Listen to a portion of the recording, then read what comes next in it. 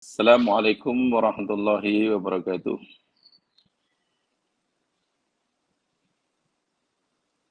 Innal hamdalillah nahmaduhu wa nasta'inuhu wa natubu ilaihi wa nastaghfiruh. Wa na'udzu billahi min syururi anfusina wa min sayyiati a'malina.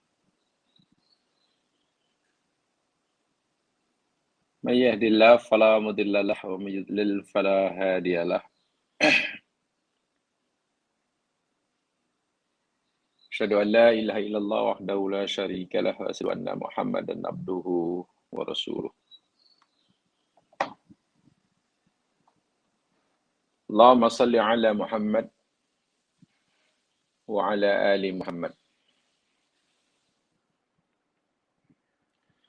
Kama sallaita ala Ibrahim wa ala ali Ibrahim. Wa barik ala Muhammad wa ala ali Muhammad. Kama barakta ala Ibrahim wa ala ali Ibrahim fil alamin. Innaka Hamidum Majid.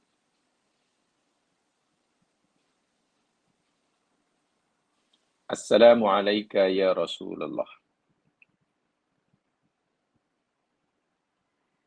Qala Rasulullah sallallahu alaihi wasallam, taraktu fikum amrayn lan tadillu ma in tamassaktum bihima kitaballah wa sunnat rasulih.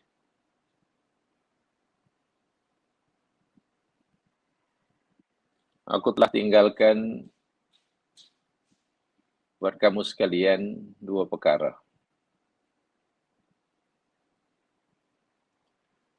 Jika kamu berpegang teguh dengan keduanya, niscaya kamu tidak akan sesat selama-lamanya.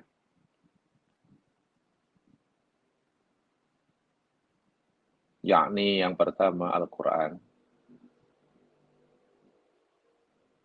kedua sunnah nabinya. Allahumma faqihna fid din wa 'allimna ta'wil. Amin ya rabbal alamin.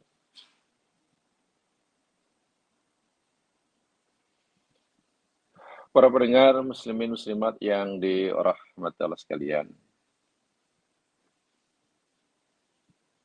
Insyaallah kita akan teruskan siri kajian kita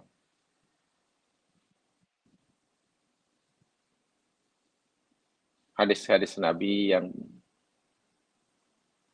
berkaitan dengan masawiul akhlak.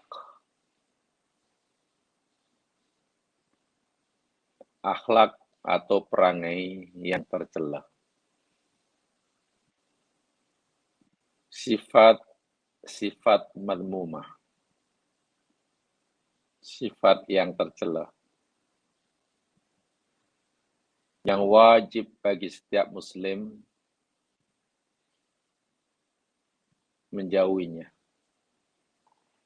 meninggalkannya.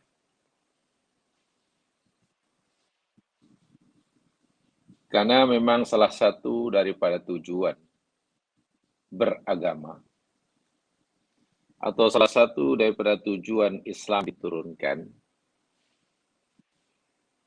bahkan tujuan Nabi Muhammad SAW dibangkit menjadi utusan Allah. Sebagaimana sabda Nabi sendiri, innama bu'ittu liutammima masalihal akhlaq liutammima makarimal akhlaq. Hanya saja aku dibangkitkan oleh Allah menjadi Rasul-Nya semata-mata untuk menyempurnakan kemuliaan akhlak, budi pekerti. Bagaimana akhlak kita kepada Allah dalam kita bermuamalah dengan Allah, bagaimana akhlak kita diatur di sana. Bagaimana akhlak kita dari kita bermuamalah dengan Rasulullah, bagaimana akhlak kita sesama Bani Adam, wabil khusus sesama orang Muslim. Salat diperintahkan oleh Allah, diwajibkan oleh Allah. Salah satu hikmah salat disebut oleh Allah, tanha anil fakhsya wal munkar. Lidzikri. Puasa difardukan oleh Allah. Allah sendiri memberitahu matlamatnya la'allakum tattaqun. Akhlak juga. Zakat diwajibkan oleh Allah ke atas kita, matlamatnya tutahhiruhum wa tuzakkihim biha. Menyucikan, membersihkan. Sama ada untuk membersihkan harta kita. Jangan sampai ia bercampur dengan hak-hak orang lain. Atau lebih penting menyucikan hati kita agar harta milik Allah, anugerah Allah ini tidak menguasai diri kita.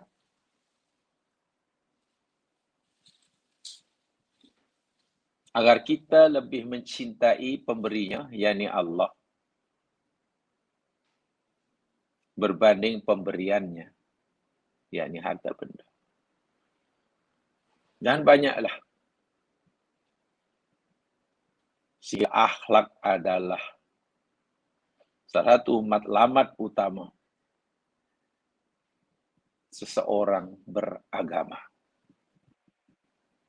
Dan ini agama Islam.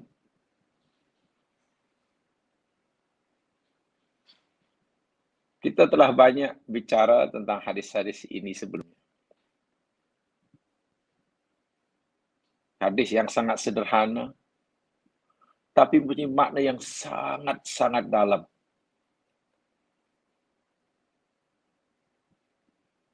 Ada orang yang baik, ibadahnya, rajin ibadahnya. Tapi Nabi kata dia dihumban dalam neraka.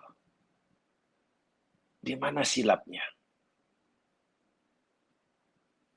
Ibadah rajin, macam mana boleh dihumban dalam neraka? Apa puncanya?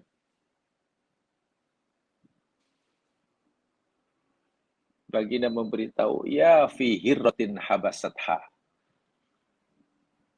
Berpunca dia berasa ekor kucing yang dia kurung. Tidak diberinya makanan, tidak diberi kebebasan untuk mencari sendiri hingga mati. Tengok. Bermakna orang ini punya akhlak, punya sifat buruk. Bukan kepada manusia, tapi kepada kucing.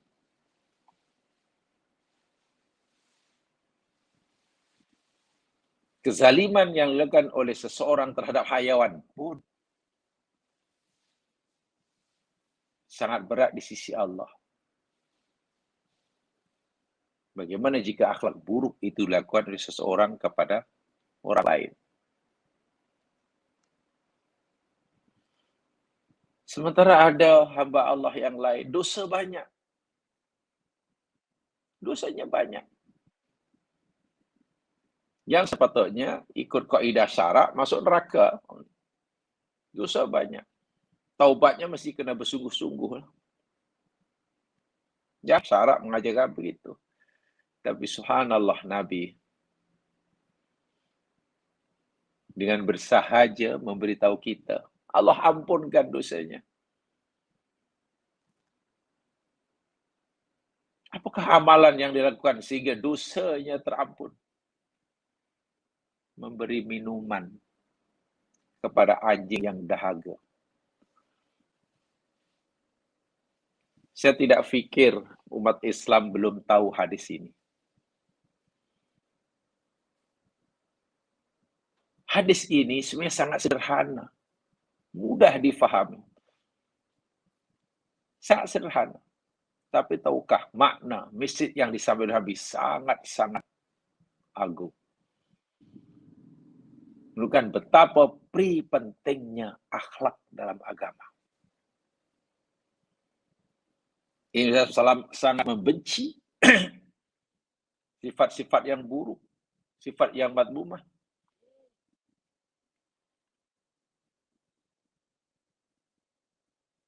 Dan Islam sangat memuji mereka yang punya akhlak mahmudah.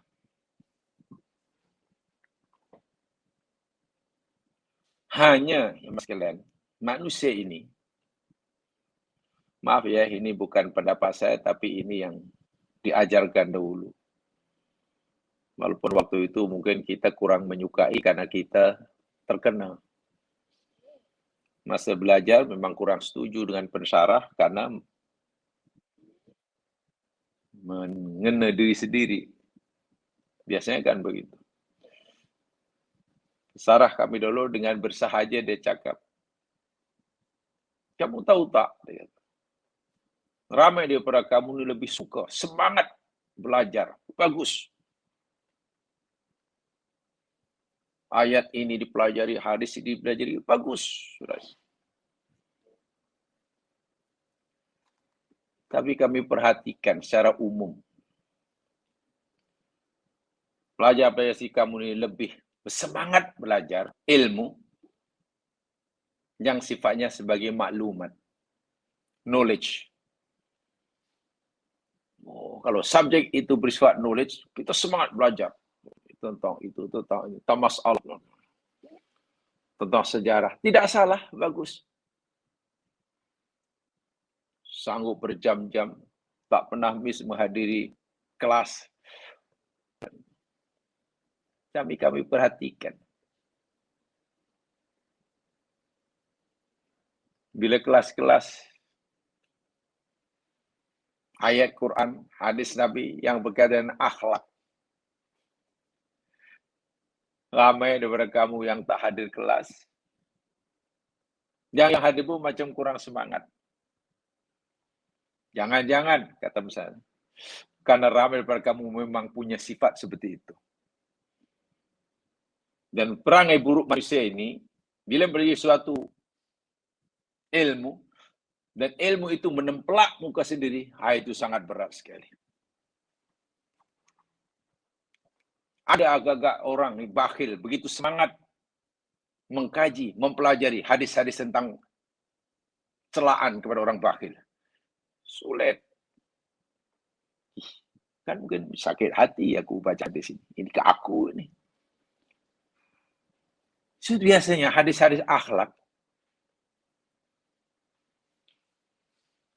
ada orang yang tak begitu menyukai. Karena terkena muka sendiri. Walau itu penting. Tapi coba kalau subjek itu tidak ada kena-mengena dengan diri sendiri. Ini masa saya belajar, saya tidak tahu sekarang.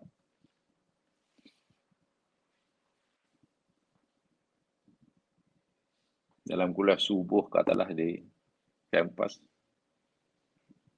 Bila dah beritahu esok, disampaikan kultum, kuliah 7 minit subuh. Sampaikan oleh profesor ini pada ini. Tajuk dia umpamanya tentang apa umpamanya.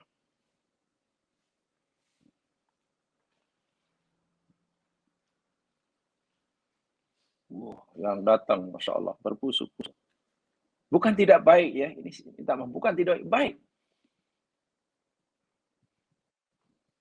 So, dia katalah tentang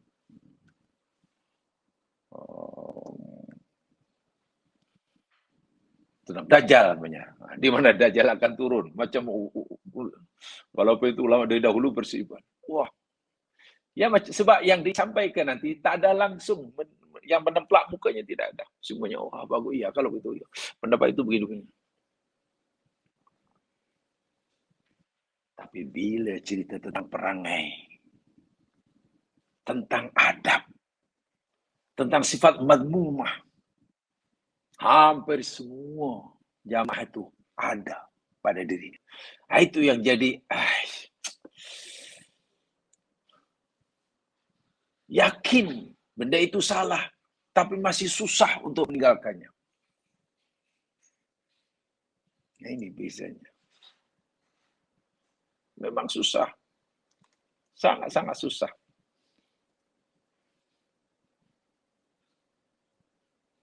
Dan itu terus terang. Nah, ini pengalaman ya, saya tidak cerita apa yang ada sekarang. Masih di pondok. Kelas-kelas yang berkaitan dengan apalah, pembicaraan dengan fiqh ke ikhtilaful ulama. Wah, penuh. Semua pelajar tak pernah miss. Duduk depan Pak Kiai. Bila tentang bab akhlak, bab ihsan, ya, lari. Pelajar lari. Banyak yang lari. Banyak yang absent lah. Sebab terkena muka. Coba kalau bicara tentang ikhlas, bicara tentang riya, bicara tentang qanaah, bicara tentang memaaf, baca tentang dendam, tentang hampir semua itu masih melekat pada diri kita. Tiba-tiba baca hadis yang sangat menyeramkan dan menakutkan. Nah, disinilah kita perlu terbuka.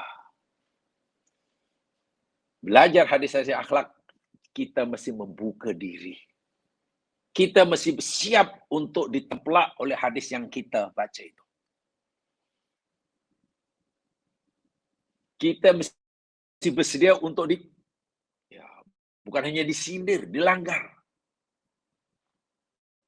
Karena boleh jadi hadis yang berkaitan masalah akhlak itu ada pada diri kita dan sudah lama.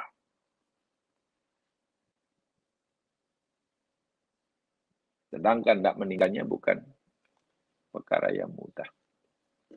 Bukan yang mudah. Mari kita coba berusaha. Jika kita semangat mempelajari agama Islam dari aspek hukum hakamnya, dari segi perbincangannya, maka juga mari kita bersemangat mempelajari Islam daripada panduan akhlaknya. Karena itu tak mau itu bersifat praktikal, itu untuk membetulkan diri kita. Saya masih ingat dalam satu kuliah ada orang penuh di surah itu karena tajuknya ya ini bagaimana dahulu perkawinan Adam dan Hawa. Sudah agak lama lah tahun 90-an. Penuh macam karena tajuk yang diberikan oleh EJK. Ustaz itu jadi cerita tentang perkawinan Adam dan Hawa. Walha tahu pun kita tidak bertambah iman kita, tidak tambah kuat, tidak tahu pun tidak mengurangi. Kenapa? Ya karena kita yang disampaikan itu tak ada mengena kita, tak menyinggung kita, tak kita hanya seronok koleksi fikir. Itu pun jangan-jangan tidak semuanya betul, kan tidak ada riwayat. Macam mana dulu Adam ya kawin dengan Hawa, bagaimana ceritanya? Kan tidak ada riwayat yang sahih, yang pasti, yang qat'i. Lebih kepada katanya-katanya. Tapi peminatnya ramai. Apa sebab? Karena ya kita tidak merasa disinggung, kita merasa kita seronok kan masuk. Tapi aku coba kalau ceritanya katalah hari ini ceritanya katalah etika menggunakan kemudahan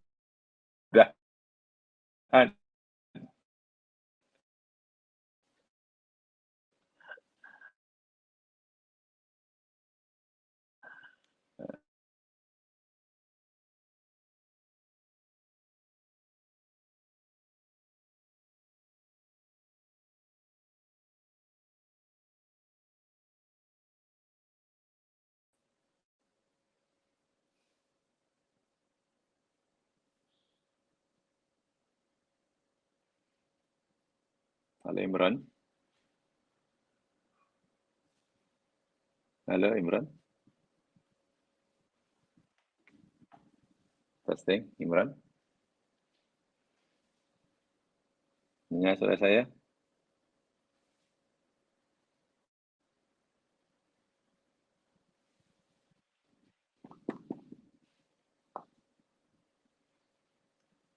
Saudara Imran?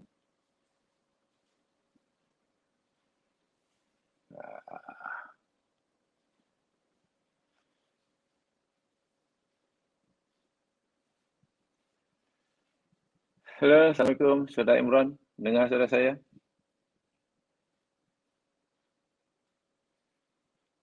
Hilang pula.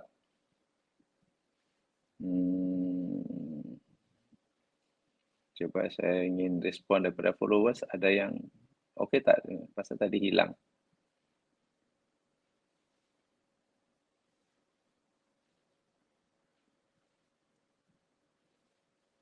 Cuba bagi tahu saya. Ada okey tak okey ni?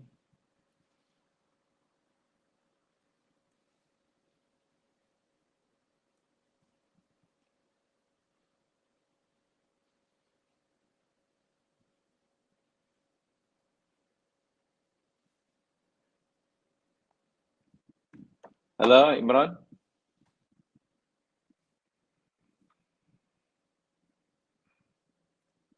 Oh, tak ada respon.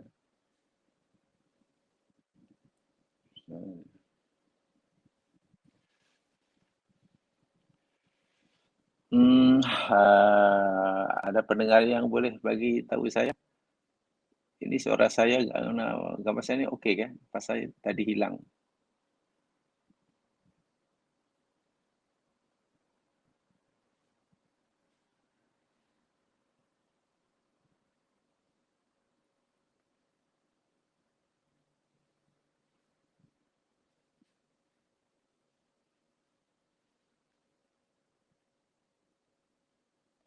Okey, saya nampak. Oh, okey. Okey. Okey. Okey. Saya teruskan.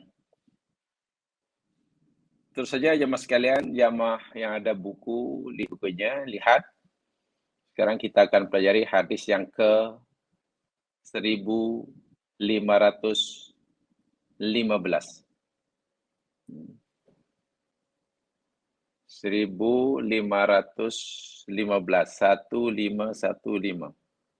Okey. 1515.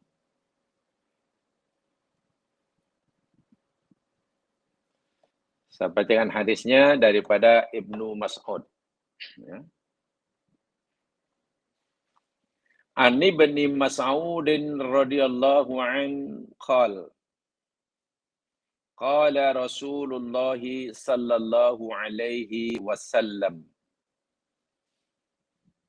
sibabul muslimi fusuqun wa qitaluhu kufrun. Hadis disepakati oleh Imam Bukhari dan Imam Muslim.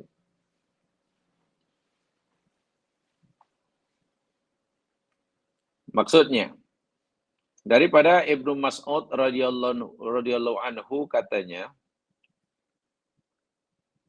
Baginda Rasulullah sallallahu alaihi wasallam bersabda, mencerca seorang muslim itu adalah perbuatan fasik dan membunuhnya adalah kekafiran. Saya bacakan dahulu apa yang ada dalam buku ini.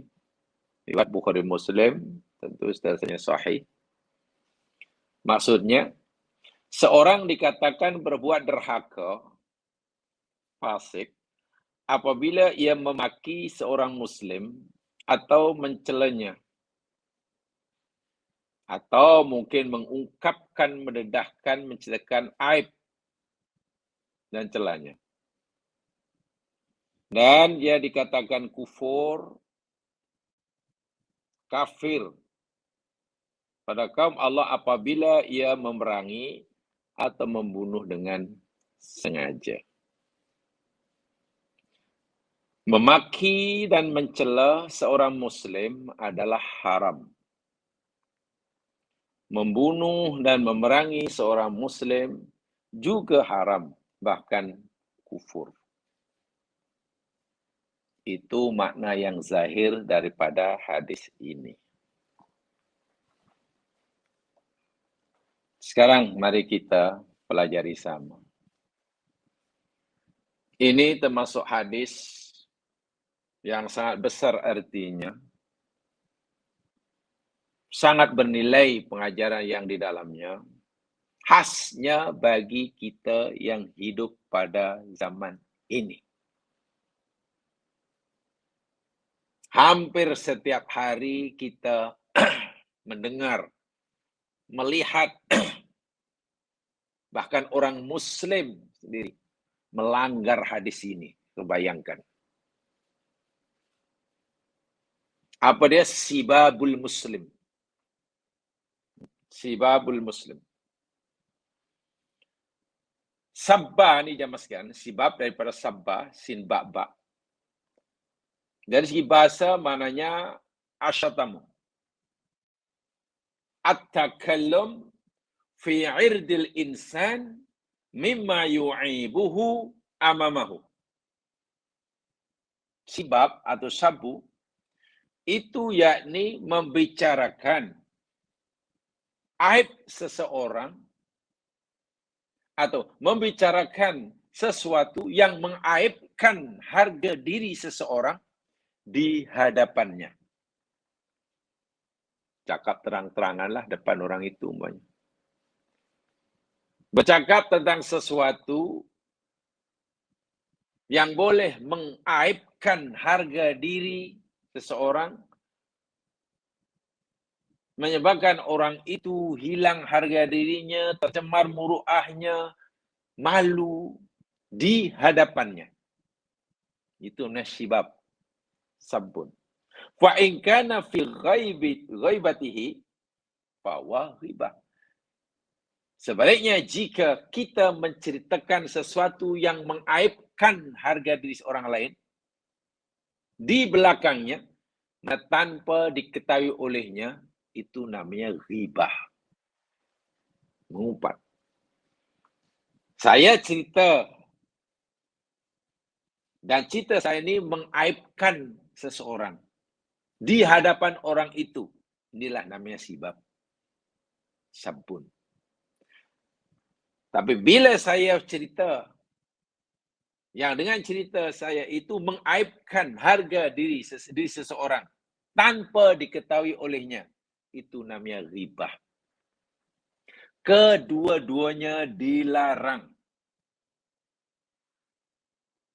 Kedua dilarang. Mengaibkan orang, cakap yang boleh menjatuhkan harga diri orang, itu dilarang oleh agama. Ima di hadapannya, wa ima di belakangnya. Ada kan orang, saya gentleman, saya tak cakap di belakang, saya cakap depan dia. Masya Allah. Cakap dengan dia yang menjatuhkan harga diri, itulah yang dilarang dalam hadis ini.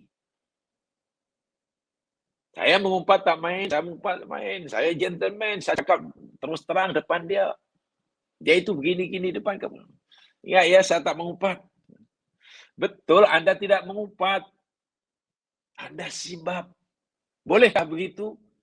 Haram. Wa'iyadzubillah, tumadzubillah. Dia melihat sajalah. Dia sekadar lihat dan ingin membuktikan hadis ini dilanggar atau tidak. Tak salahlah, lihat sajalah dalam dunia medsos. Saling menggelar kutuk, mengutuk satu dengan yang lain. Dilakukan oleh orang Islam. Coba, apakah bukan sibab namanya? Mungkin niat kita ingin membetulkan kesilapan dia. Mungkin. Bagus niatnya. Tapi masalahnya, orang yang kita ingin betulkan kesalahannya belum mengetahui, bahkan masih meyakini apa yang dibuat itu betul. Tiba-tiba kita sudah cela dia. Dan ucapan celaan kita kepada fulan itu, kita sebarkan di medsos. Berapa ribu yang mendengar. Dan ini banyak dalam dunia medsos itu. Ini sebenarnya sudah melanggar hadis ini. Itu yang saya katakan tadi. Ramai yang terkena bila kita bicara tentang akhlak. Hadis tentang akhlak. Fa inna sibab wasatmu awil musatamah. Asibab ada minas sab. Di situ sebut sibab. Sibab itu lebih dahsyat daripada asabu. Sebab apa? Asibab wa ayakul rajulu fir rajuli ma fihi wa ma laisa fihi. Yuridu bidzalika aibuhu. Kalau sabun itu maknanya menceritakan sesuatu, aib orang lain, yang benar. Memang orang itu ada keburukan. Lalu kita ceritakan keburukannya di hadapan dia. Itu sabun. Apa tujuannya kalau bukan karena kita tidak menyukainya? Pasti didorong oleh karena rasa tak suka. Apa manfaatnya? Menceritakan keburukan E di depan E. Walaupun E itu betul seperti yang kita ceritakan. Itu sabun. Kalau sibab lebih daripada itu. Karena kita menceritakan sesuatu yang mengaibkan seseorang, sama yang kita ceritakan itu betul ataupun tak betul. Wah, itu lagi dahsyat. Sibab. Ya, mungkin jatuh fitnah, jatuh ini. Memberi gelaran yang tak baik. So, cerca, mencerca, cela, mencela. Saling menjatuhkan orang harga di orang lain. Itu sesuatu yang sangat-sangat dilarang, ya mas sekalian.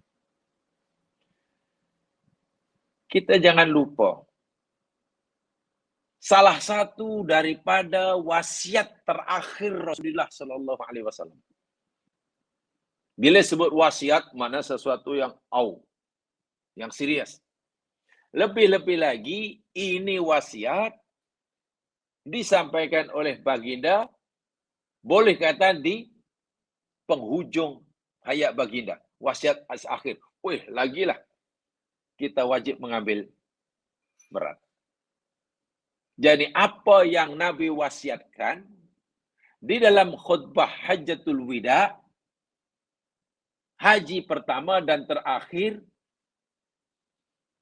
Nabi mulakan wasiatnya dengan apa? Ingat, isma'u minni ayuhan nas, isma'u minni. Wahai sekalian manusia, dengar betul-betul, isma'u minni. Ubayyin lakum. Nih, aku nak terangkan sesuatu pada kamu. Jangan sampai ada nanti kamu yang tak ambil indah. Fa inni la'alli la alqakum ba'da ami hada. Karena boleh jadi aku tidak akan berjumpa dengan kamu selepas tahun ini. Nabi sudah memberi isyarat. Nabi sudah beranjak dari penghujung hayatnya. So itu Nabi berpesan, wahai manusia, tolonglah dengar betul-betul. Perhati betul-betul lah. Jangan ada di antara kamu yang tak edah. Ini termasuk wasiatku terakhir sebab boleh jadi, aku tak pasti. Boleh jadi kita tak jumpa lagi selepas ini. Menunjukkan bahawa yang nak disampaikan oleh Nabi itu suatu yang sangat penting. Sangat besar artinya. Apa dia? Dalam khutbah wida. Inna dima'akum. Ingat, darah kamu. Kamu orang mukmin. Wa amwalakum, harta benda kamu, orang mukmin. Wa a'radakum, harga diri.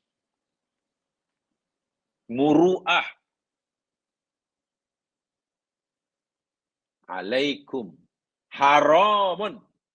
Haram hukumnya atas kamu sekalian.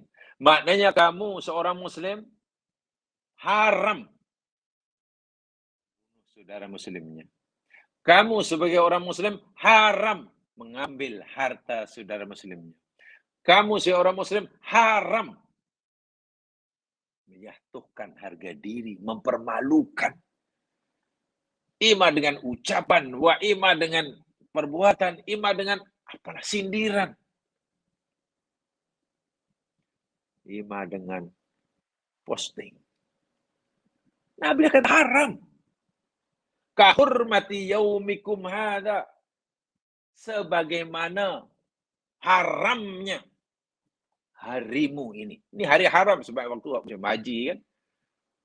Ini bulan haram, ini hari haram, ini negeri haram. Dan ingat, satalqauna rabbakum. Suatu saat pasti kamu akan jumpa menemui Tuhan kamu. Fayas'alukum an a'malikum, dan Allah akan soal kamu, akan pertanggungjawabkan kamu amalan-amalan kamu. Di sini Nabi tengok, merangkaikan. Jika membunuh saudara muslim itu haram, merampas harta dia pun haram. Menipu dia pun haram. Bila mengambil harta saudara muslim itu haram, mencelanya pun haram. Mengejeknya pun haram. Memberi gelaran-gelaran yang buruk pun haram. Menjatuhkan harga dirinya, mempermalukannya. Allahu Akbar. Kalaulah sama muslim saling curi-mencuri, itu aibnya terlalu ketara. Jahatnya orang itu. Harta kawan dicurinya, handphone kawan dicurinya. Jahat. Kejahatannya ketara. Dia itu mencuri, dia itu membunuh orang. Nampak sekali kejahatannya. Ya, alhamdulillah kita masih mampu melihat perbuatan membunuh itu haram. Alhamdulillah. Kita masih mampu membenci perbuatan mencuri. Alhamdulillah. Tapi jangan-jangan sudah ada di antara kita yang kurang mampu membenci perbuatan cela-mencela. Ejek mengejek. Mempermalukan surah. Jangan-jangan pada yang terakhir ini kait dengan akhlak ini. Ada orang yang sudah iman. Wah, Nabi kata ini haram, ini pun haram. Waliyadzubillah, tumadzubillah. Wasiat Nabi terakhir. Sibabul muslim. Kullul muslim alal muslim haramun damuhu. Tiap-tiap orang muslim ke atas orang muslim itu haram darahnya. Itu jelas sekali, alhamdulillah. Semua orang Islam mengakui. Membunuh sesama muslim haram. Dan bila ada orang bunuh orang muslim, nampak sangat kejahatannya. Semua membencinya. Tak ada yang merelakannya, tak ada yang menyetujuinya. Wa maluhu, hartanya pun haram. Tak boleh rampas-merampas, tipu-menipu. Dan semua orang Muslim tidak ada yang menyetujui merampas harta orang itu boleh, tak boleh. Yang terakhir, wa irduhu. Mencemar nama baik orang, mengejek orang, memperlakukan, itu pun haram. Sekarang kita lihat agak-agak setiap hari. Ya, tak apalah negeri kita, tak apa negeri luar lah. Kadar pembunuhan mukmin sama mukmin ini kan boleh dikira dengan jari. Kalaupun ada. Ada, tapi tidak sering dan tidak selalu. Orang mukmin menipu orang lain dalam bab harta, bab berniaga, ada. Tapi masih senyap-senyap kadang-kadang. Tapi bila bab ejek mengejek, cela mencela, saling menjatuhkan harga diri saudaranya, karena ingin masyarakat melihat dirinya lebih baik daripada dia, hampir setiap saat, ya mas sekalian. Hampir setiap saat. Minta maaf. Kita cakap apa adanya. Kadang atas nama punya kekebalan. Sehingga orang buat sesuka hati. Ini tidak boleh. Saya punya immunity. Saya cakap apa pun boleh. Dijamin oleh undang-undang. Saya tidak boleh didakwa. Akhirnya digunakan kebebasan bercakap itu, wah, menyerang orang yang tak disukai dengan kalimat-kalimat yang keji, kalimat yang tak sepatutnya keluar dari mulut orang mukmin. Tak salah, tak salah. Kita dijamin undang-undang, kita boleh bebas cakap, kita ada immunity. Kan begitu biasanya YP. Alasan YP yang di parlimen kan begitu kan Anda. Ya kita dijamin undang-undang. Itu undang-undang manusia, tapi undang agama melarang dimanapun. Mau cakap dalam dewan ke, di luar dewan ke, di masjid ke, di luar masjid. Menjatuhkan harga diri orang Islam. Itu dosa. Habis kalau orang Islam itu melakukan kesalahan, macam mana? Betulkan. Islam suruh betulkan sudah kita yang salah. Bukan dengan cara menjatuhkan harga dirinya. Takkan meluruskan benda yang bengkok. Membetulkan yang salah. Dengan cara menjatuhkan harga dirinya. Mengingatkan orang yang lupa. Meluruskan orang yang bengkok. Membetulkan yang salah. Itu satu hal. Menjatuhkan harga diri orang lain. Itu perkara lain. Rasul SAW tidak pernah mengaibkan sahabatnya. Walaupun aibnya sahabat itu melakukan kesalahan. Nabi betulkan dengan sangat sopan. Dengan sangat, Masya Allah. Contoh kecil lah. Inilah akhlak ya.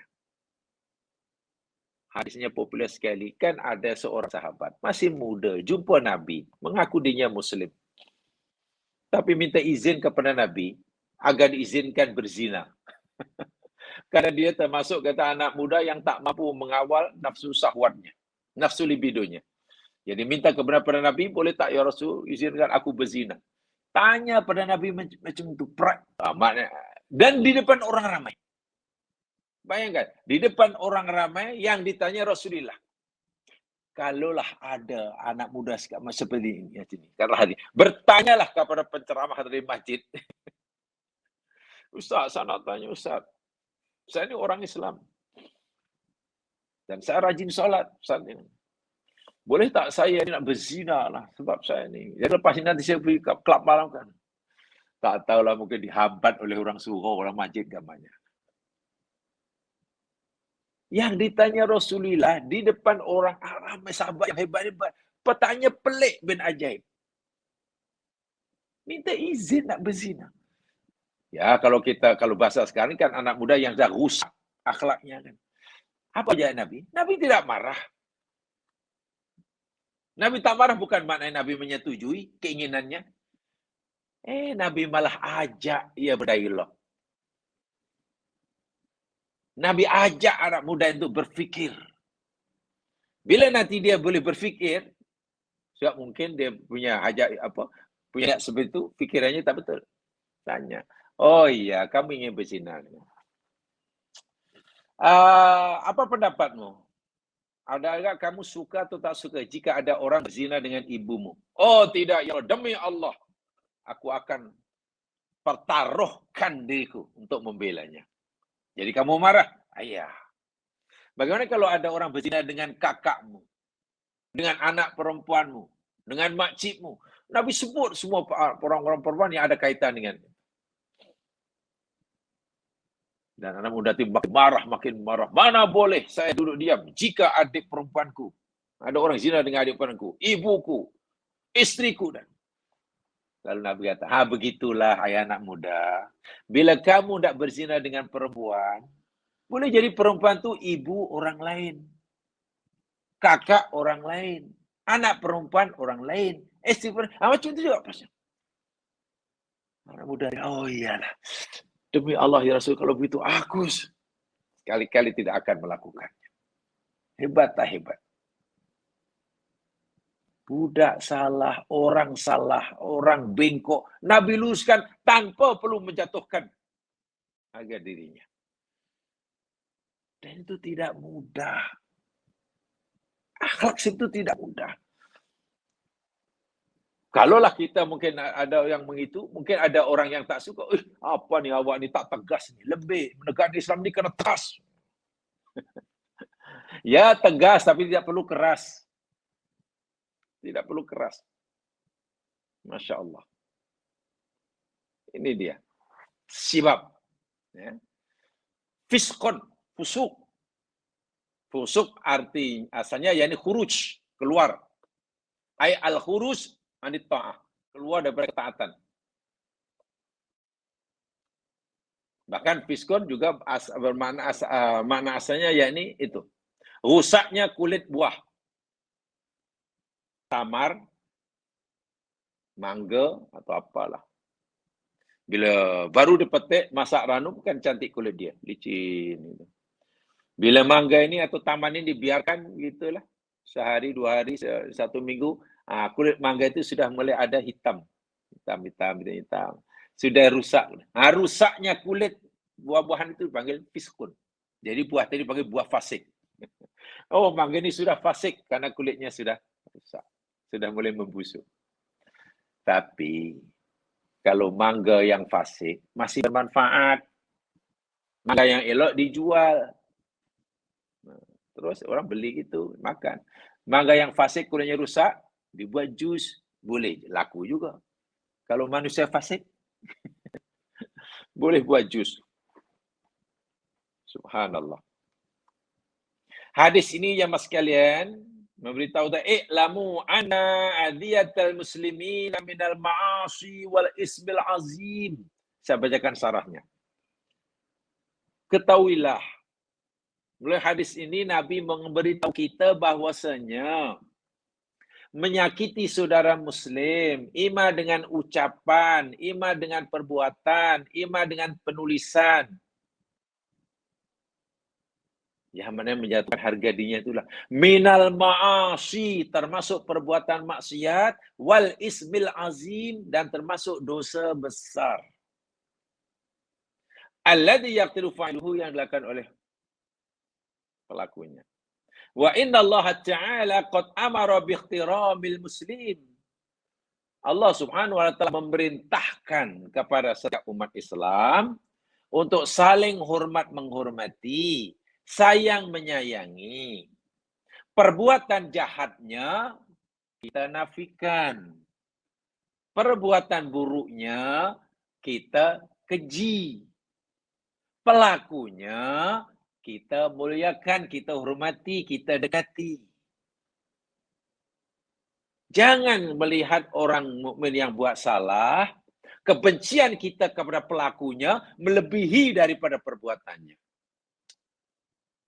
Ini sudah lari daripada akhlak yang diajar oleh Rasulullah.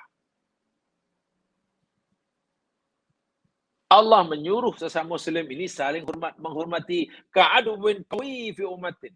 Siapa itu badan yang satu? Kan Nabi kata. Macam tu badan yang satu. Bagiannya sakit, semua jadi sakit. Dan Quran telah memberitahu kita.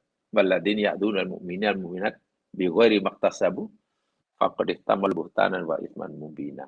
Surah Al-Ahzab ayat 58. Yang bermaksud sesungguhnya dan orang-orang yang beriman dan orang-orang yang menyakiti orang-orang mukmin laki atau perempuan. Orang-orang yang menyakiti orang mukmin lelaki maupun perempuan ya dengan tuduhan lah, dengan celaan, dengan cacian. Sedangkan semua itu tidak melakukan sebagaimana yang dituduhkan. Sungguh ia telah melakukan kebohongan yang sangat besar dan dosa yang sangat nyata. Walaupun ada kaitannya dengan menuduh orang yang berzina umpamanya. Itu menyakiti. Tapi tak semua itu mungkin tuduh orang itu. Apa sajalah. Celaan. Dan lain sebagainya. Ithmul idha yatadha'af. Ketahuilah. Dosa menyakiti saudara muslim, dosa mencerca saudara muslim, itu berbeza-beza tingkatannya.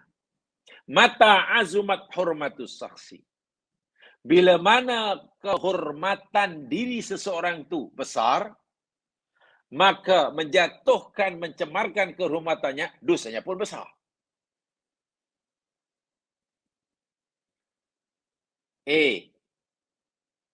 Ada orang mencela A, ada orang mencela B, ada orang sama-sama mencela C. Adakah dosanya tak sama? Dalam syarah hadis ini, tidak. Dosa yang akan dilakukan oleh yang mencela 3 orang tadi bergantung oleh pertama tentang kehormatan A, B, C, D. Tidak sama. Semakin tinggi kehormatan seorang itu, maka perbuatan kita mencemar kehormatannya, dosanya makin besar. Tempat, masa, dan lain sebagainya. Sebab itu, falladhi yu'dil ulama ithmuhu akbar wa a'zam mimman yu'dil ghairahum. Mencerca, menyakiti, menjatuhkan harga diri ulama, itu dosanya lebih besar daripada menyakiti, mencerca yang bukan ulama. Kenapa? Karena muru'ah hurmatul ulama besar. Menyakiti, menghina, menjauhkan harga diri Nabi, oh lagilah besar. Ini Rasulullah. Ini Rasulullah.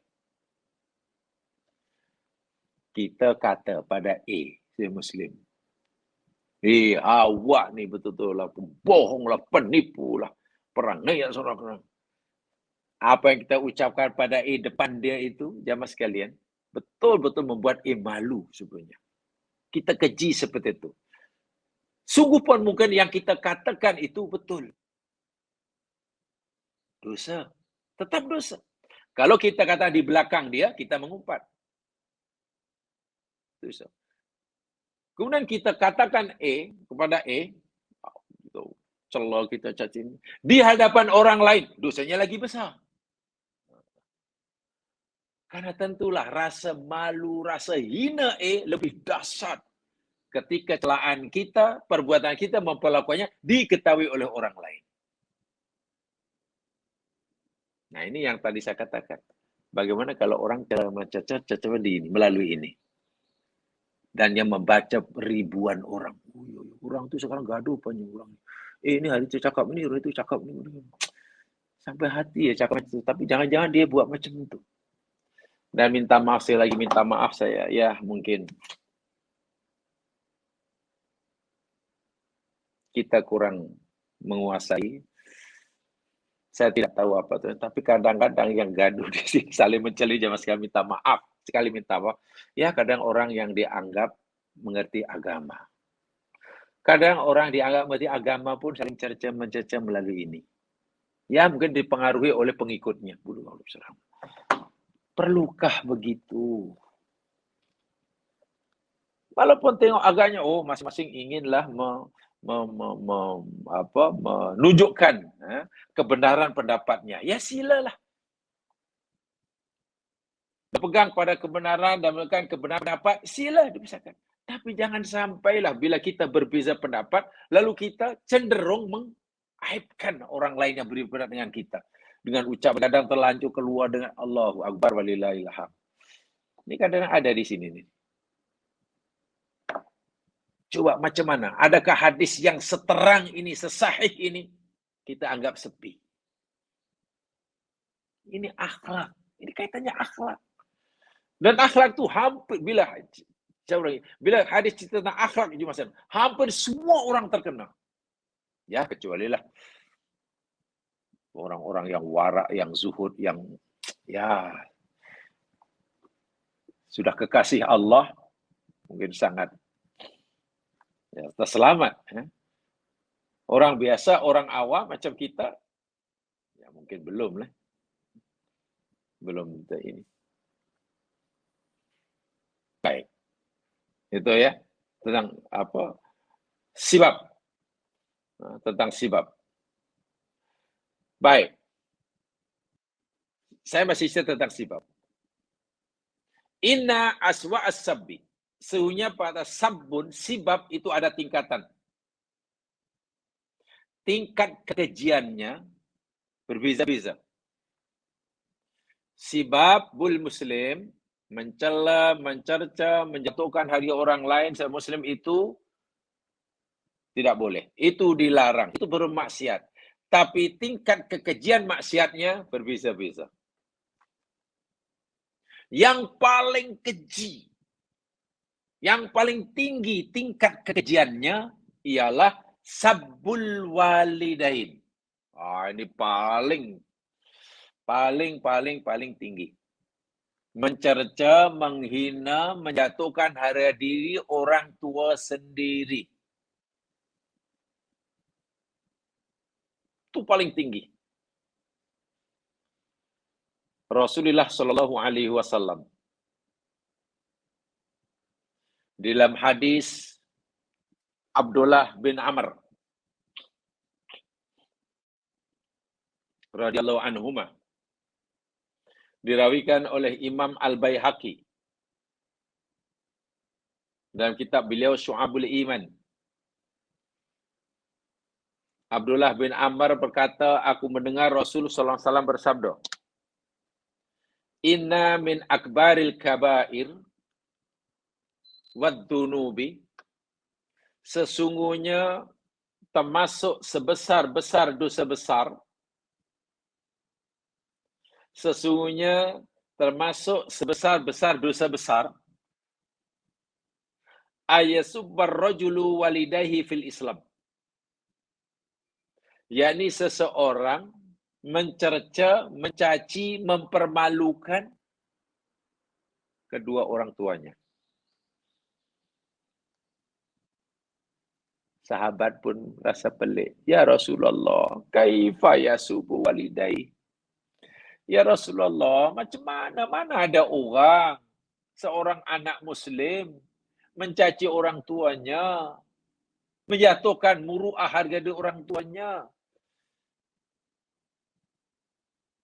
Mana ada anak, sebagai anak seorang muslim, mencerca, mencaci maki, menjatuhkan harga diri orang tuanya juga muslim. Mana ada ya Rasul? Cuma Nabi kata, sebesar-besar sibab itu, yakni sibabul walidain. Lalu apa Nabi kata? Oh ada. Ya subbu abar rojuli. Apa? Mencerca, menghina, menjatuhkan, memperlakukan orang tua B. Ini tak suka B. Tak suka B dibawa pula orang tuanya sekali. Memang awak ni memang tak ubahnya macam perangai orang tua awak. Wah, dibawa. Bapaknya, kamu tahu, ayah kamu dahulu begini. B pastilah tersinggung. Sebagai anak, mesti tak dapat menerima ada orang lain menghina orang tuanya. Seburuk-buruk pun orang tuanya, B pasti merasa terhina jika ada orang lain menghina seperti itu. Karena menghina, mencerca, memaki orang tua B pun tergerak dan memaki balik orang tua A. Itu makna anak menghina bapak. Karena perbuatan menyebabkan B menghina orang tuanya. Tak semestinya anak, memang tidak ada anak yang menghina orang tua sendiri. Tapi jika anak melakukan suatu perbuatan, yang dengan perbuatan itu menjadi asbab. Orang lain mencerca orang tua kita, atau menjadi asbab harga diri orang tua kita tercemar. Itu termasuk dosa besar. Fayasubu ummah, fayusabbu ummah. Cela ibu orang lain, cela. Ini makna pertama. Mencerca orang tua B. Dia tak suka B, itu dibawa orang tuanya. Memang patutlah perangai kamu ni. Orang tua kamu dulu pun terkenal bla bla bla bla. Mengamuklah B ni.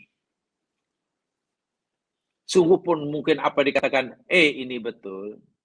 Sungguh pun orang tuanya tu, ya memang orang tua yang tidak baik, tapi sebagai anak pasti tidak ridha. tidak rela, pasti marah bila orang tuanya dihina seperti itu. Lalu B pun mencela balik orang tua A. Ini maksud anak mencela orang tua. Dosa. Bahkan ada yang berpendapat, ya maksudnya kalau ini berlaku, si A itu telah melakukan 2 dosa. 1 dosa karena mencela orang tua lain, mak bapak orang lain. Yang kedua dengan sebab itu, dengan perbuatannya, orang tuanya pun dicela. Dia telah melakukan asbab yang menjadikan orang tuanya pun dicela. Dosa. Makna yang kedua begini, katalah saya sebagai anak. Kita sebagai anak. Lalu kita melakukan perangai yang tak elok, yang tak senonoh. Biasanya masyarakat akan tanya, bila tengok orang, siapa budak tu, budak elok tu siapa lah, anak siapa itu tu. Anak siapa? Tengok. Oh, dia tu anak Saifullah, kasihannya lah. Orang tuanya orang yang baik, tapi anaknya macam itu lah. Tahukah perbuatan anak yang tidak senonoh, yang tidak patut sebenarnya menjadi asbab harga diri, kemuliaan orang tuanya tercemar. Itu kesalahan yang besar. Bermakna kewajiban anak bukan hanya wajib menutupi aib kekurangan orang tuanya. Kalau ada kena coba ditutupi. Tapi kebijakan anak juga wajib meninggalkan, mengelak daripada melakukan perbuatan yang boleh menyebabkan harga diri, muruah orang tuanya tidak terjejas. Ini kan akhlak. Kan banyak yang berlaku sekarang. Allah kasihannya lah, dulu bapaknya baik. Kenapa anaknya macam tu? Ada satu pepatah istilahnya apa tuh ya? Menanam dalam-dalam, menanam dalam-dalam, menjunjung tinggi-tinggi. Kewajiban anak ini daripada orang tua, khas untuk anak dan orang, tanam dalam-dalam. Artinya, jika orang tua ini punya cacat dan celah, kekurangan, anak berkewajiban menutup rapat-rapat. Sama kita tutup rapat, jangan sampai orang lain mengetahui, atau kita tutup rapat dengan kita menjadi anak yang sangat baik, sehingga nama orang tua pun dapat kredit, kan? Bila anak ini jadi anak yang mulia, kan bapak kita yang mungkin dahulu tidak sebaik mana, dapat pujian pada, bertuahnya lah orang tuanya. Sejulah rahim ibu yang mengandungnya.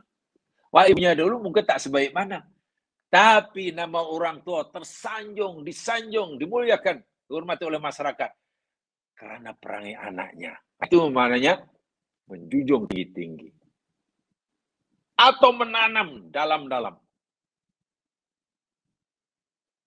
Itu yang mulia. Ini tidak. Anak malah mencaci maki orang tuanya.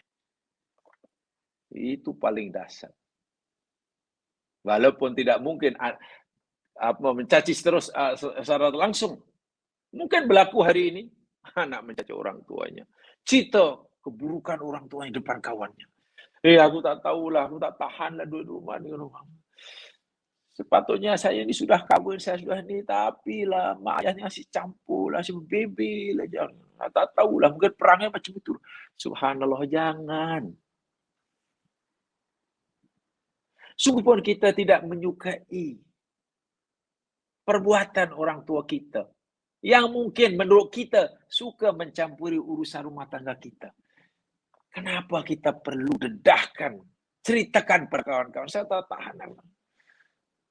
Tahu tak dengan begitu nanti kawan kita tiba-tiba hilang respect kepada orang tua. Iya, mak bapak engkau macam itu orangnya. Lah, tak sangka ya. Apa kita anggap benda itu remeh? Itu benda dosa besar, jemaah sekalian. Lebih malang nanti kalau kita melakukannya, langsung tidak merasa bersalah, hanya karena orang lain pun melakukannya. Inilah. Inilah akhlak. Jadi bila akhlak tuh, dia pun buat apa aku salah, dia pun buat semua. Kami, ya jangankan kami tak buat. Ini orang yang rajin belajar pun buat katanya. Allahu Akbar walillahil hamd. Jangan. Yang kedua, tingkat kejahatan, mencerca. Yang kedua, tadi yang paling tinggi itu, mencerca orang tua. Kedua, sabbul muslimin wal mu'minin. Mencerca, menghina, mempermalukan, apalagi tadi? Menyebut-nyebut keburukan saudara muslim. Nah, ini berkaitan dengan hadis ini. Yang mencemarkan harga diri dia, muruah dia, image dia sebagai orang mukmin. Berdasarkan hadis yang sedang kita pelajari.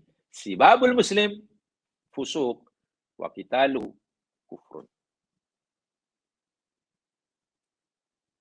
Dan kedua nih, jangan dianggap remeh. Walaupun tingkatannya lebih rendah yang pertama, jangan anggap hadis ini. Saya tunjukkan betapa seriusnya ya larangan Nabi ini. Dan betapa wajibnya kita mengambil ia perkara yang serius dalam hidup. Jangan sampai kita terlibat dalam dunia sibab inilah. Dunia cerca-merca terikut-ikut mencela menjahkuan ini. Ima dengan ucapan, ima dengan mengiyakan, ima dengan ya ayat ini bukan ini, just forward je. Forward je. Jangan.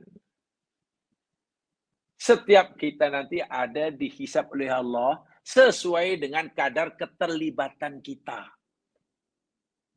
Kalau itu bab ya, menyebarkan aib orang itulah. Saya yakin semua telah tahu hadis riwayat Muslim daripada Abi Hurairah tentang hadis muflis. Semua sudah tahu kan? Nabi pernah bertanya pada sahabat, "Atadruna mal muflis?" Hai kawan semuanya, hai sahabatku, kamu tahu tak siapa orang yang muflis itu? Orang yang bankrupt itu siapa? Muflis, bankrupt. Bankrupt. Orang dipanggil bankrupt ya. Kami panggil bangkrut. Karena konon menurut asal usul sejarah kelahiran bankrupt ini daripada kalimat bancarutta. Banca itu bangku, meja. Ruta itu hancur. Dahulu di Italia pada zaman kuno, ada orang kaya. Tapi tak tahu macam mana gunakan kaya ini, dia bingung. Akhirnya suruhlah orang. Tak meja tepi jalan, siapa yang mau pinjam, bagi pinjam duit itu. Tepi jalan aja. Ada orang pinjam, bayar balik. Lama-lama, orang pinjam tapi tak bayar balik. Akhirnya, mengamuklah ini. Bangku yang diletak di tepi jalan itu, rusakkan semuanya. Banca rota. Banca bangku rota hancur. Jadi bangkrut. Mak Saleh, orang Eropah sudah moden. Ya, nampaknya takkan malulah sebut banca rota. Jadi bankrupt. Muflis. Kamu tahu tak siapa orang muflis? Qalu, sahabat menjawab, al-muflisu fina mala dirhama wala mata. La mala dirhama wala dinar wala mata. Ya Rasul, orang muflis mana orang yang tak ada dirham, tak ada dinar, tak ada harta benda. Muflis lah, papa kedana. Itu muflis. Tengok, pemahaman sahabat dengan kita sama. Muflis orang yang tak punya harta benda. Tak salah. Tapi rupanya yang dimaksudkan oleh Nabi dalam pertanyaan ini bukan muflis itu memang muflis, tapi muflisnya yang seperti itu tak masalah. Hari ini tak ada dinar, esok ada dinar. Tahun ini rugi, tahun depan untung. Muflisnya, benar muflis yang aku maksudkan kata Nabi, innal muflisa min ummati, sesungguhnya orang muflis daripada umatku itu ya'ti yaumal qiyamah, datang pada hari kiamat, bisolatin, membawa pahala solatnya. Solatnya banyak, sah, diterima, dan ada pahala. Yamin, membawa pahala puasa. Puasanya rajin, sah, diterima, ada pahala. Wa zakatin, dan juga pahala sedekah, zakat. Artinya orang ini datang hari kiamat banyak membawa pahala amalan. Untunglah nak masuk surga. Pahalanya banyak. Tapi malangnya waqad syatama hada.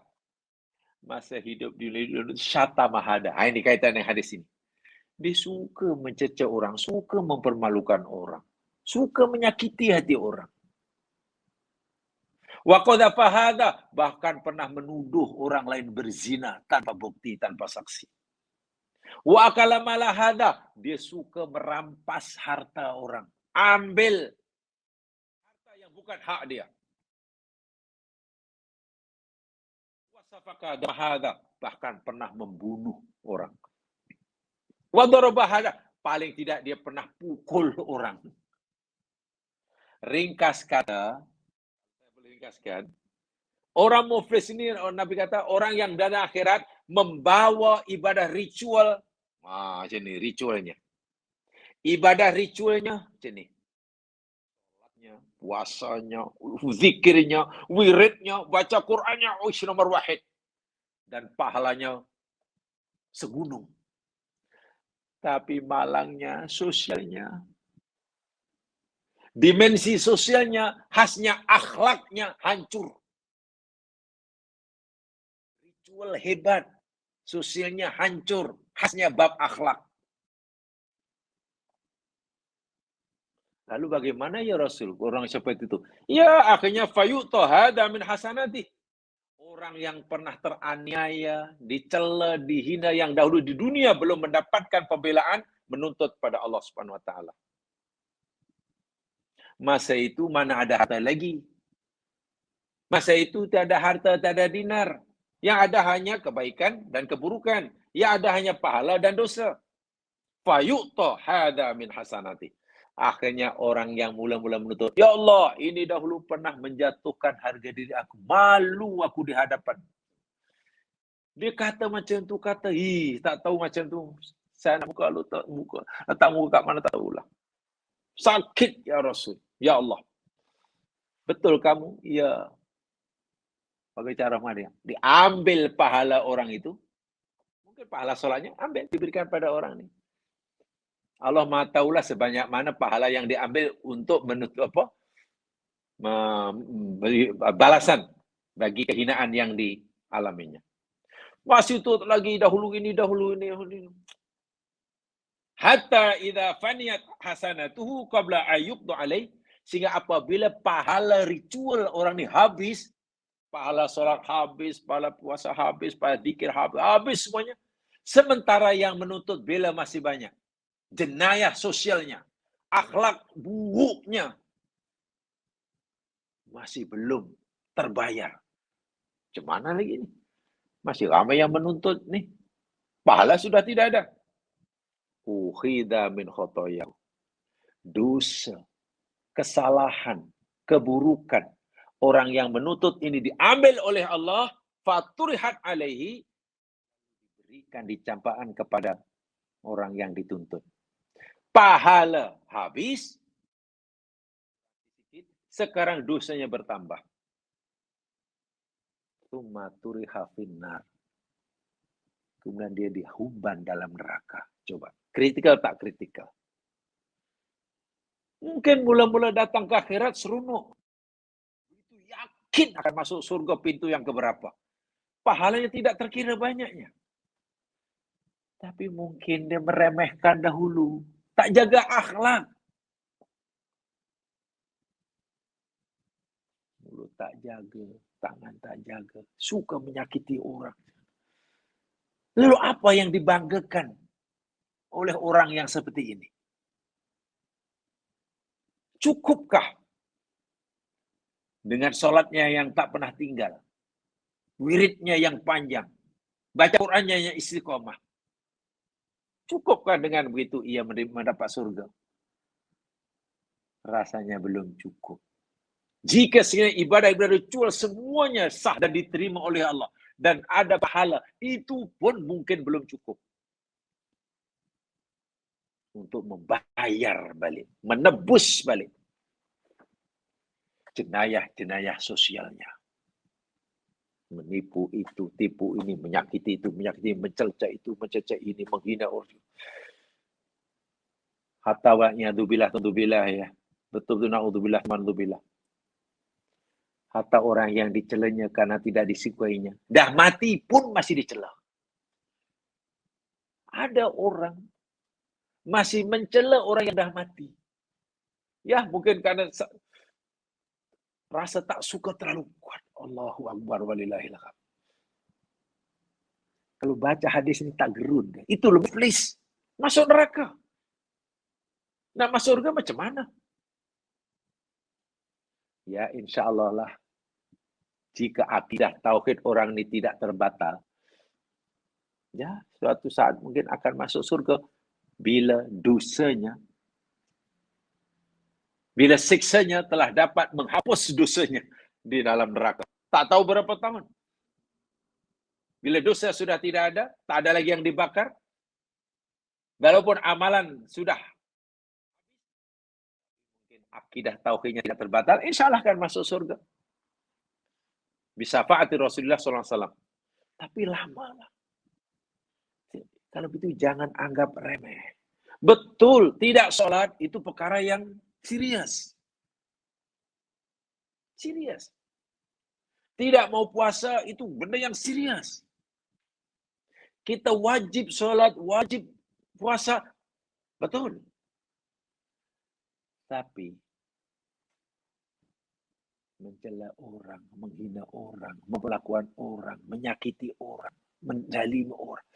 Itu bukan perkara remeh. Dah jelas-jelas ini contoh kecil, contoh kecil aja. Sebab tadi ya, dia punya tingkat kejahatannya berbeza lah, tapi tetap saja dosa. Kawan itu sudah lama sebenarnya. Nak pergi satu tempat, dah lama tunggulah. Dah bubur signal. Nik nok. Pasal nak parking. Nak parking susah. Nak cari parking susah. Ada kawan dah nak keluar. Jadi tunggulah. Nik nok. Dan alhamdulillah sebab mencari, dapat parking pula. Ada tu kereta nak keluar. Begitu kereta keluar, dia nak masuk itu ni. Dia keluar. Dia belum masuk, kita pula terus masuk. Wah, kita sudah tahu tak? Kita telah melakukan iza, menyakiti dia, menzalimi dia. Bagaimana perasaan dia? Paling-paling dia, cik, saya dah tunggu lama lah. Saya dah, yang dulu saya. Mungkin orang tu mengalah karena tengok muka kita lebih, badan kita lebih besar, kereta kita lebih mahal, mungkin. Kita pakai kita mahal, kita besar, dia pakai kita buruk. Alah, buruk pun tak cari tempat lain mungkin. Itu ada kesombongan lain tu. Pertama ada kesombongan. Apa pula? Saya lebih layak. Kereta saya besar dan mahal. Awak punya kereta kecil dan buruk. Itu balik. Tahu tak perbuatan kita itu boleh menghanguskan pahala solat kurang. Tak adalah itu, tak adalah saya. Dan masalah lah itu buat dia. Ini saya tak zalim, saya layak di sini. Apalagi saya nak cepat, saya nak pergi kelas agama. Dengan alasan nak masuk kelas agama. Pertanyaannya, cukupkah pahala yang akan diterima dengan mari di kelas agama untuk membayar iza kezaliman yang dilakukan kepada orang yang menunggu tadi? Kita renungkan hadis ini. Ini akhlak. Kalaulah orang nak belajar agama, tak sedar akhlak yang sudah dianggap remeh.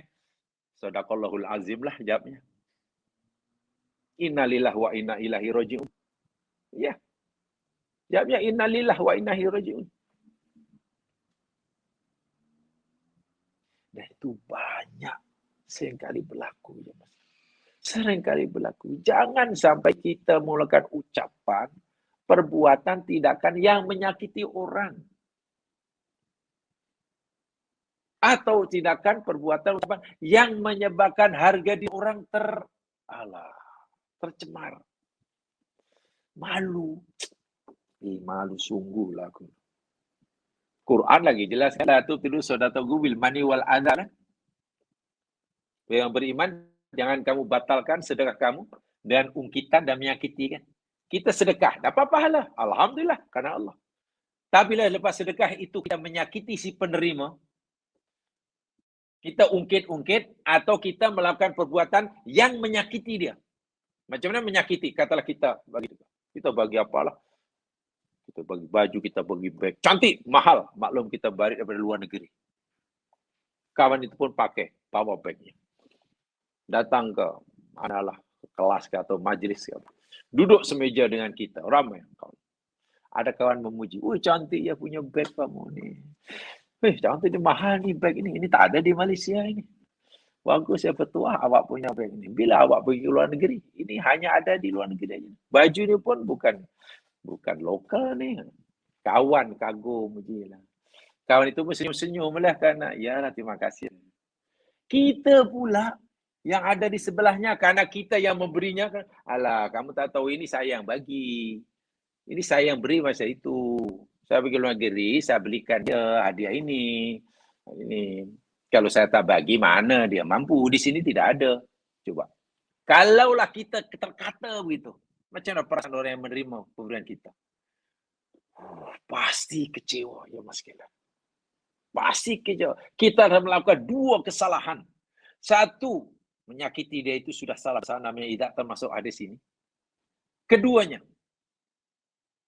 perbuatan kita itu membatalkan pahala sedekah kita. Sia-sia. Dan jangan anggap remeh perbuatan seperti ini. Ini serius. Tinggal sholat memang perbuatan yang serius. Tapi melakukan ini juga perbuatan yang serius. Itulah maksud saya. Akhlak ini boleh dikatakan macam segala-galanya lah dalam agama. Saya tak kata agama hanya akhlak. Bukan begitu ya. Jangan salah paham.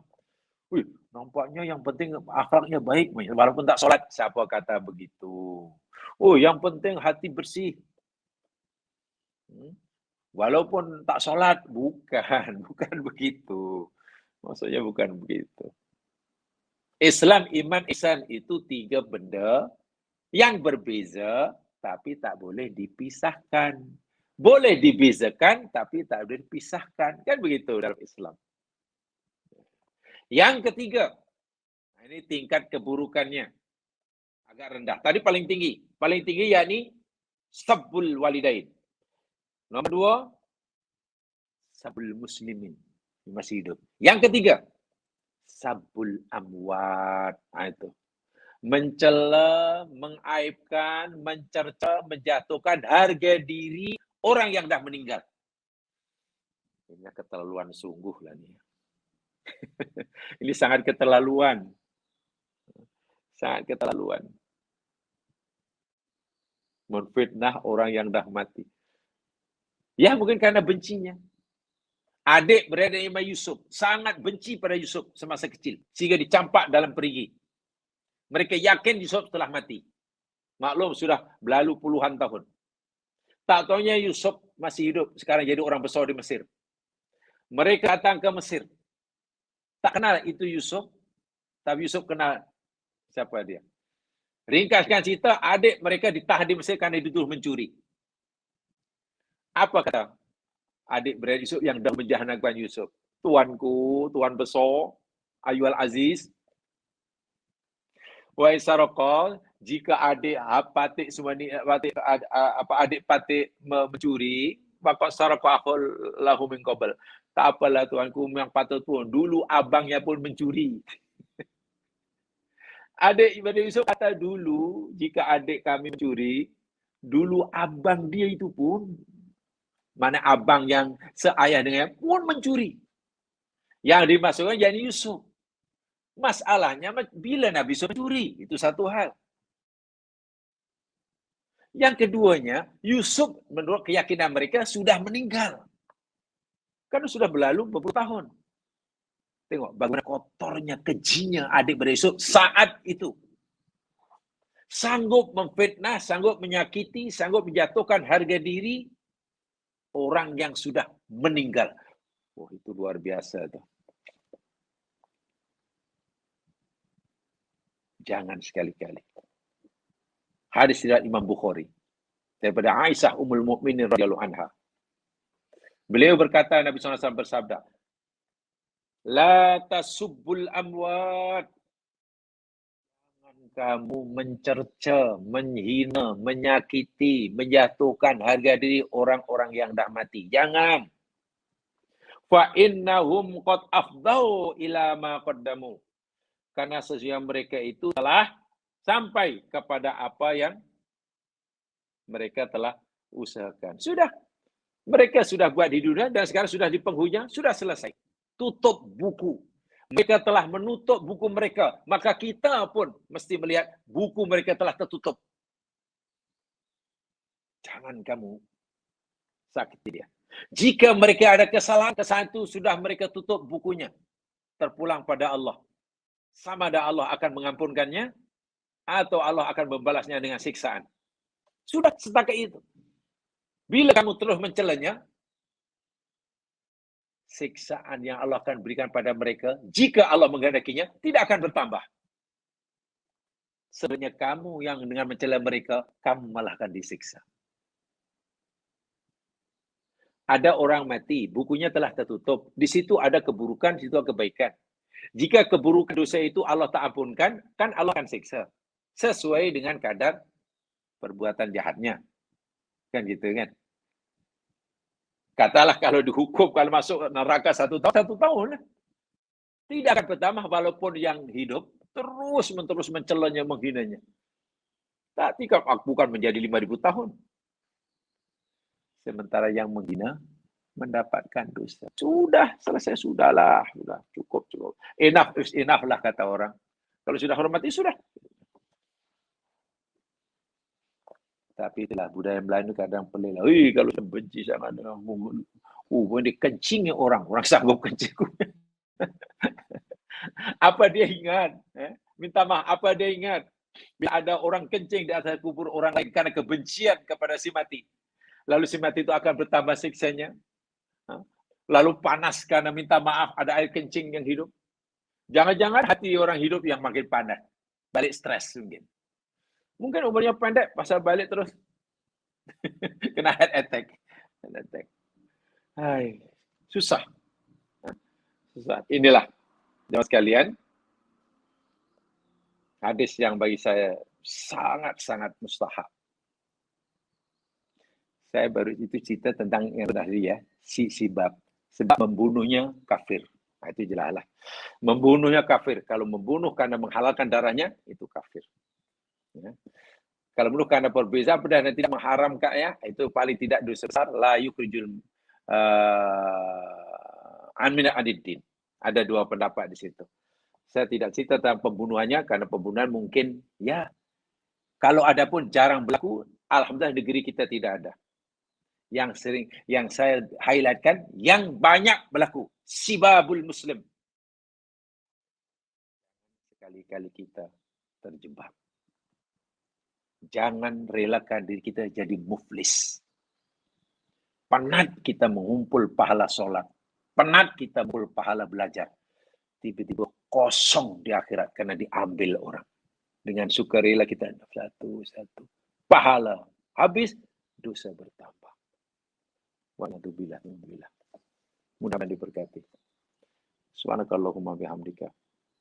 Asyhadu an la ilaha illa anta. Astaghfiruka wa atubu ilaik. A'udzu minasyaitonir rajim wal 'ashr. Innal insana lafi khusr. Illa alladziina aamanu wa 'amilus shalihaat. Wa tawassaw bil haqq. Wa tawassaw bis sabr. Assalamualaikum warahmatullahi wabarakatuh.